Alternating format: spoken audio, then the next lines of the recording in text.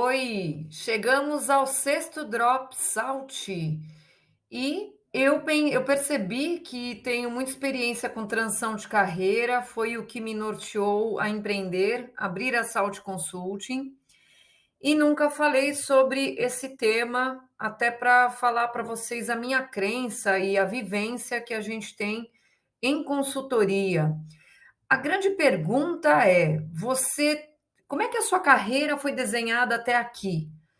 Você, foi escolhido? Você foi convidado? Você aceitou aquilo que estava disponível? Ou você, em algum momento, decidiu o que você queria fazer, aonde você queria trabalhar ou com quem? Essa pergunta é crucial para fazer essa primeira reflexão.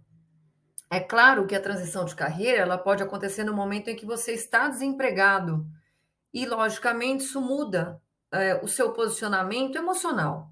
Não deveria mudar o seu posicionamento profissional e a gente vai falar um pouco mais sobre isso aqui. Mas é um desafio, sim, sobre manter o equilíbrio, conseguir não passar ansiedade, enfim. E, de qualquer maneira, você tendo motivos diferentes, situações diferentes, eu sempre vou te aconselhar a ter aqui um contraponto, que é um consultor de carreira, para você fazer uma transição planejada e mais lenta, se for o caso, com mais poder de escolha, ou se você está em transição, com um pouco mais de estresse, né? Por conta das circunstâncias, independente, não vou nem entrar no mérito, né, de como foi sua saída.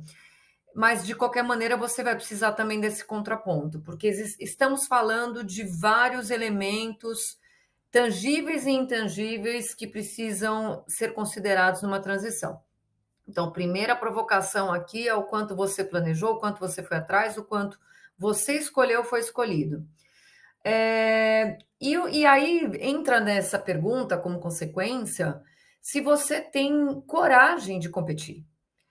E esse competir é se destacar, porque você está, sim, dentre vários outros profissionais que são tão bons quanto você. Então, isso também exige uma maturidade. Até que ponto as pessoas se boicotam, as pessoas não participam dos processos, as pessoas preferem aceitar aquilo que veio de mão beijada, ou elas têm coragem de encarar de que elas estão num processo de peneira, digamos assim. Numa audição, né, se fosse um musical, ou num processo que não interessa quantos competidores tem. Acho que isso é importante salientar. O foco é você. Outra questão que eu teci aqui foi a questão do seu posicionamento. Esse posicionamento é 50% do que você tem que ter de êxito num programa de transição de carreira.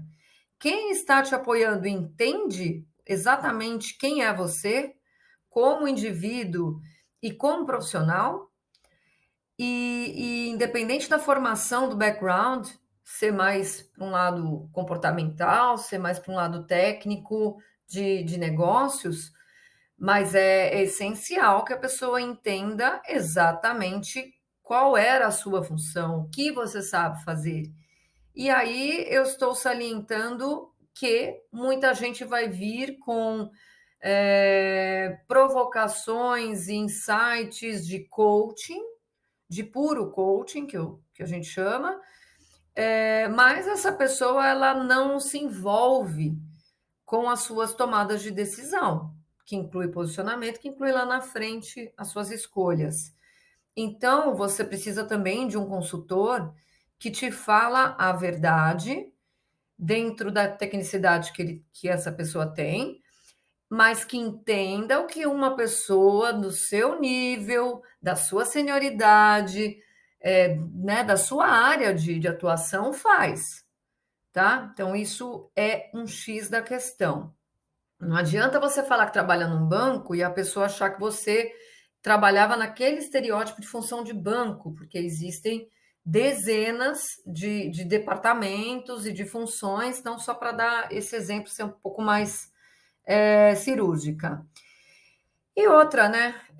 Você se valoriza? né? Como você valoriza o que você já fez? Quais são os seus cases? Eles estão estruturados? Como você vai se comunicar na medida certa? Por isso é importante esse contraponto.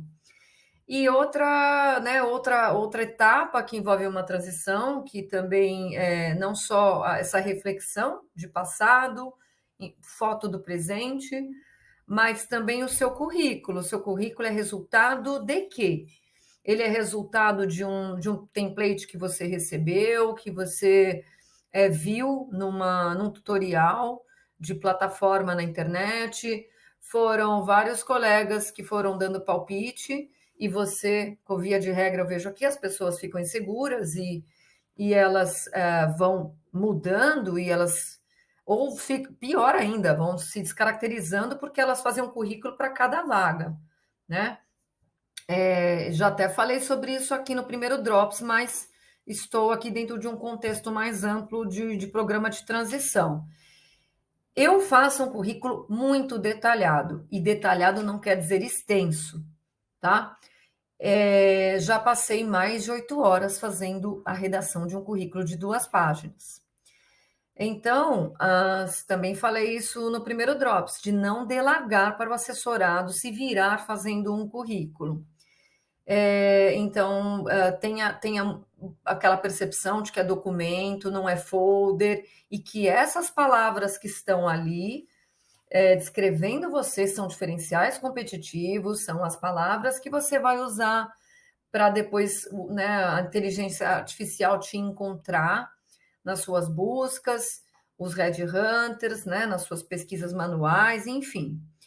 A tradução do currículo também tem que se levar em consideração. Você está fazendo para um mercado internacional ou você está fazendo para um mercado brasileiro, né? Que vai ter aqui o seu currículo para uso imediato, justamente para essa conexão entre busca de competências, de atribuições e de conhecimentos. Então, também é diferente, né? Você não está preocupado em seguir as regras de como o seu currículo vai ser avaliado pelo mercado internacional, se você está fazendo uma versão em inglês, por exemplo, para brasileiros lerem, ok? Outro tópico aqui importante para a gente trazer é que 50% do seu posicionamento ele inclui essas reflexões de vida e carreira, o que você vai fazer no futuro, mas como é que você está no presente, o que você tem, o que você não tem, por isso essa franqueza daquilo que precisa ser melhorado, e esse melhorado muitas vezes não exige investimento, tanto no comportamental, tanto na linguagem, tanto na sofisticação, como também naquilo que você pode ser autodidata, enfim, fazer investimento no lugar certo, e não sair por aí, eventualmente, estudando, pagando um monte de cursos e não se conectar com aquilo que está fazendo e com aquilo que está aprendendo. Bom, os cases e resultados precisam estar estruturados, eles precisam ser interessantes, e o seu storytelling precisa trazer esse interlocutor para todas as interfaces que você tiver, com seu networking ou nas entrevistas, e isso também é lapidado num programa de transição de carreira. Tangibilizando essas etapas em CV, perfil do LinkedIn, carta de apresentação, o discurso de saída, também a questão de como responder à famosa pretensão salarial. Então, são essas questões que estão também pautadas numa simulação de entrevista com devolutiva. Essencial. É o ponto alto dessa preparação. Vou encerrar por aqui esse primeiro pilar que eu falei de 50% de posicionamento, de tudo que se trabalha internamente para que você esteja forte, seguro e competitivo para concorrer às posições mais interessantes do mercado e para você realmente se desafiar também. não só ficar esperando que alguém jogue uma boia nesse mar para que você vá para uma situação confortável. Então, depois a gente vai trazer a segunda parte desse vídeo, desse Drops, falando mais sobre as estratégias e o que acontece na segunda parte da transição de carreira, que é o mercado-alvo. Muito obrigada. Qualquer dúvida você traz aqui para mim, que eu vou aproveitar para compartilhar com todos. Hashtag Keep Salting.